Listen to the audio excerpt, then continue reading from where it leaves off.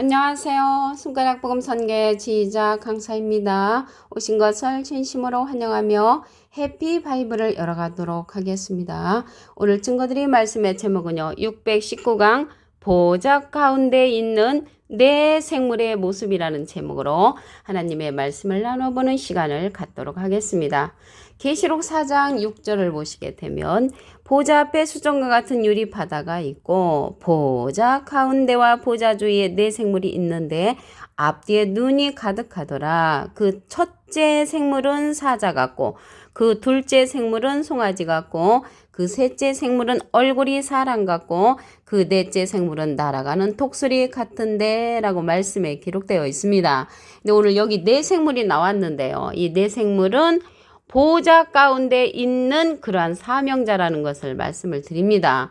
근데 모습들을 보니까 첫째 생물이 사자 같다고 했고요. 둘째 생물은 송아지 같다고 했고 셋째 생물은 얼굴이 사람 같다고 했습니다.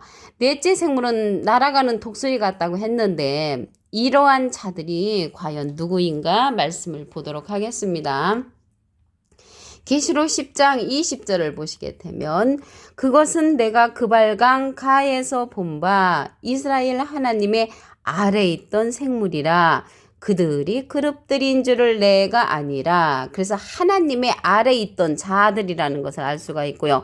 하나님의 아래에 있던 자들이 보좌 가운데 있다는 것을 볼 때 보좌권의 이제 사명자들이라는 것을 알 수가 있습니다.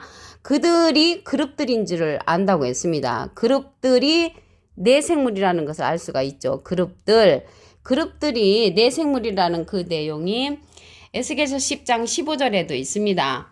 그룹들이 올라가니 그들은 내가 그발강가에서 보던 생물이라. 그래서 생물들, 내 생물들은 그룹들이라는 것을 말씀을 통하여 알 수가 있습니다. 그러면 여기 계시록 4장 6절에는 생물들로 나왔잖아요. 여기 생물들로 나왔는데 계시록 4장 6절에 내 생물이 그룹들로 얼굴의 그런 모습들, 네 그룹의 모습들을 보도록 하겠습니다. 에스겔서 10장 14절에 보시게 되면 그룹들은 각기 네 면이 있는데 첫 면은 그룹의 얼굴이요, 둘째 면은 사람의 얼굴이요, 셋째 면은 사자의 얼굴이요, 넷째 면은 독수리 얼굴이더라 라고 말씀에 기록되어 있습니다. 여기 그래서 네 생물이나 그룹들은 같은 그러한 뜻을 갖고 있지요. 그래서 이 그룹들은 어디에서 나왔냐면 창세기에 보시게 되면 창세기 3장 24절에 하나님이 그 사람을 쫓아내시고 에덴 동산 동편에 그룹들과 두루두루 화영검을 두어 생명나무의 길을 지키게 하시라고 했습니다. 근데 생명나무의 길을 지켰던 그러한 자들이 그룹들이라는 것이죠. 그래서 그룹들은 창세기 때는 생명나무의 길을 지켰지만 계시록에 가서는 이 그룹들이 내 생물이니까 내 생물이 보좌 가운데 있는 사명자라는 것을 말씀을 통하여 알 수가 있습니다. 그러면 이 첫째 생물이요, 사자 같다고 했잖아요. 이 사자 같다고 한 것을 볼 때 사자는 아니고 사자를 비유했다는 것을 알 수가 있습니다. 사자에 관해서 말씀을 보도록 하겠습니다. 예레미야 4장 7절을 보시게 되면 사자가 그 숲풀에서 올라왔음에 열방을 멸하는 자가 나왔다고 했습니다. 그래서 사자를 비유해서 상징을 해서 열방을 멸하는 자로 이제 상징됐다는 것을 알 수가 있죠. 열방을 멸하는 자로 나오는 것을 볼 때 심판의 사명자라는 것을 알 수가 있고요. 미가서 5장 8절에 보시게 되면 야곱의 남은 자는 열국 중에 여러 백성 중에 있으리니 그들은 숲풀의 짐승 중의 사자 같고 라고 했습니다. 사자 같고는 사자는 용맹스럽잖아요. 그래서 용맹스러운 그러한 심판의 사명자를 가리킨다는 것을 말씀을 드리고요. 예레미야 49장 19절에 거기에서도 사자가 나오는데 보라, 사자가 요단의 숲풀에서 올라오는 것 같이 그가 와서 견고한 처수를 칠 것이라. 그래서 견고한 처수를 치는 그러한 사자와 같은 자가 심판의 사명자라는 것을 말씀을 드립니다. 그래서 첫째 생물은 사자 같고는 심판의 사명자를 이제 상징을 하고요. 둘째 생물이 송아지 같다고 했잖아요. 둘째 생물은 송아지 같은데 이 송아지에 관해서 말씀을 보겠습니다. 열왕기상 18장 23절에 보시게 되면 두 송아지를 우리에게 가져오게 하고 저희는 한 송아지를 택하여 각을 떠서 나무 위에 놓고 불은 놓지 말며 나도 한 송아지를 잡아 나무 위에 놓고 불은 놓지 말고 라고 기록되어 있는데요. 이 내용은 무슨 내용이냐면 열왕기상 18장 22절에 보시게 되면 엘리야가 백성에게 이르되 여호와의 선지자는 나만 홀로 남았으나 바알의 선지자는 이제 450인과 대결하는 그러한 사건입니다. 그래서 너희는 너희 신의 이름을 부르라. 나는 여호와의 이름을 부르리니 이에 불러 응답하는 신 그가 하나님이니라 라고 엘리야의 신과 바알 신이 대결할 때 이 송아지를 제물로 놓았거든요. 그래서 이 송아지는 무엇을 상징하냐면 헌신할 수 있는 그러한 사명자, 송아지와 같이 제물이 될 수 있는 그러한 사명자를 뜻한다는 것을 말씀을 드립니다. 레위기 9장 8절에 보시게 되면 이에 아론이 단에 나아가 자기를 위한 속죄제 송아지를 잡았다고 했습니다. 그래서 이 송아지는 제물로 드려질 때 쓰이듯이 이 송아지 가꾸라는 것은 제물의 사명자를 뜻하는 것을 말씀을 드립니다. 에베소 4장 15절 보도록 하겠습니다. 오직 사랑 안에서 참된 것을 하여 범사에 그에게까지 자랄지라 그는 머리니 곧 그리스도라. 그래서 우리가 범사 모든 일에 그리스도까지 자라나는 그런 신앙의 인격체인데 셋째 생물 보겠습니다. 셋째 생물은 얼굴이 사람 같고 했잖아요. 얼굴이 사람 같은 이러한 사명자는 범사의 그리스도에까지 자랄 수 있는 그러한 그리스도의 인격체를 가진 그러한 사람을 상징을 합니다. 에베소서 4장 13절에 가서 보시게 되면 우리가 다 하나님의 아들을 믿는 것과 아는 일에 하나가 되어 온전한 사람을 이루어 그리스도의 장성한 분량이 충만한 데까지 이르라고 했습니다. 그래서 여기 세 번째 생물 얼굴이 사람 같고는 그리스도의 인격체를 말하는 것입니다. 그래서 모든 일에 예수님의 그리스도의 그러한 모습까지 우리가 닮아가야 되고 그리스도의 분량까지 우리가 믿는 것과 아는 일에 하나가 되라고 말씀에 기록되어 있습니다. 그리스도의 모습을 닮아가는 거죠. 빌립보서 3장 21절에 보시게 되면 그가 만물을 자기에게 복종케 하실 수 있는 자의 역사로 우리의 낮은 몸을 자기의 영광의 몸의 형체와 같이 변케 하신다고 했습니다. 그리스도의 모습까지 우리가 변함을 받아야 그리스도의 인격체를 닮은 셋째 생물 사람 같다는 그러한 내용을 말씀을 드립니다. 넷째 생물은요. 여기 넷째 생물은 날아가는 독수리 같다고 했잖아요. 그 독수리에 관해서 보도록 하겠습니다.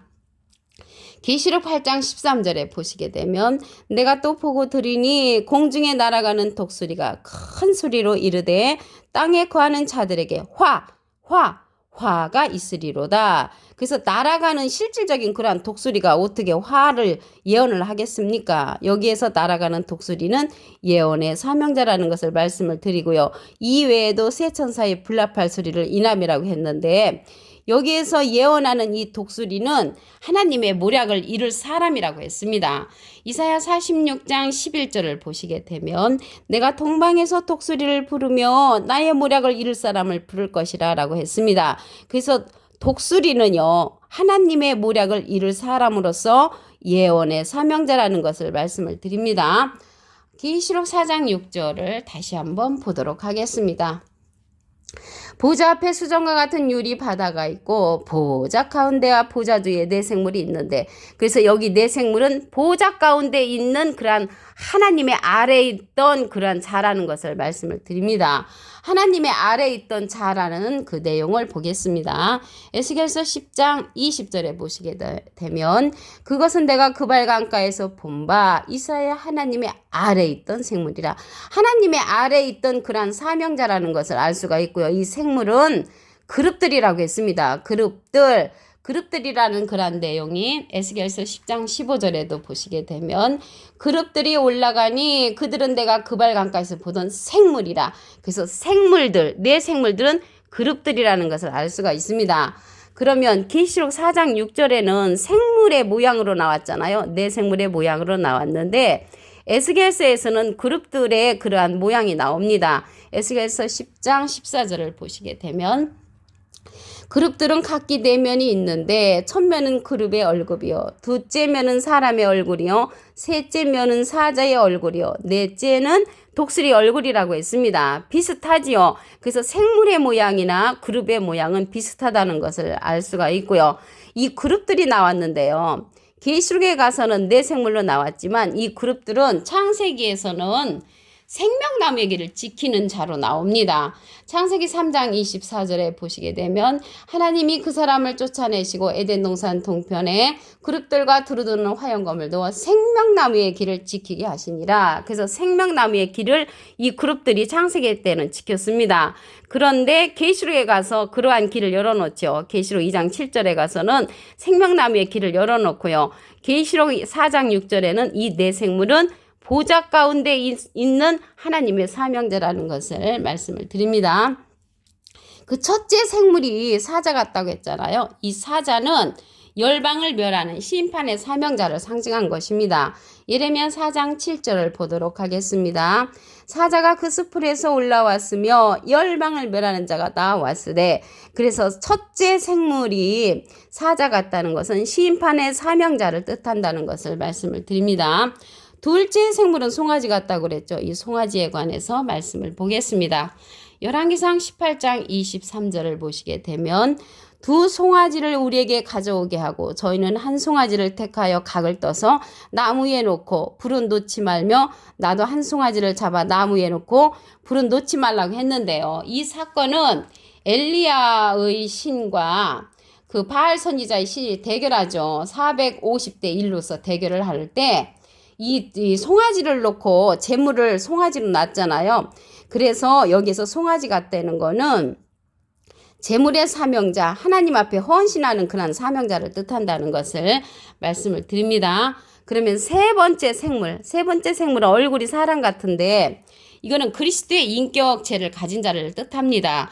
에베소서 4장 15절에 보시면 오직 사랑 안에서 참된 것을 하여 범사에 그에까지 자랄지라. 그는 머리니 곧 그리스도라. 그래서 범사 모든 일에 그리스도의 분량까지 자라는 그러한 사명자를 가리킵니다. 에베소서 4장 13절에 보시게 되면 우리가 다 하나님의 아들을 믿는 것과 아는 일에 하나가 되어 온전한 사람을 이루어 그리스도의 장성한 분량이 충만한 데까지 이르라고 했습니다.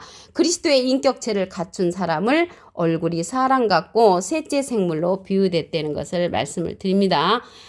독수리에 관해서 말씀을 보도록 하겠습니다. 계시록 8장 13절에 보시게 되면 내가 또 보고 들으니 공중에 날아가는 독수리가 큰 소리로 이르되 공중에 날아가는 독수리가 큰 소리로 이르되 땅에 거하는 자들에게 화가 있으리로다. 그래서 화가 있을 것을 예언하는 예언의 사명자를 가리켜서 날아가는 독수리 같다고 이렇게 표현됐다는 것을 말씀을 드립니다.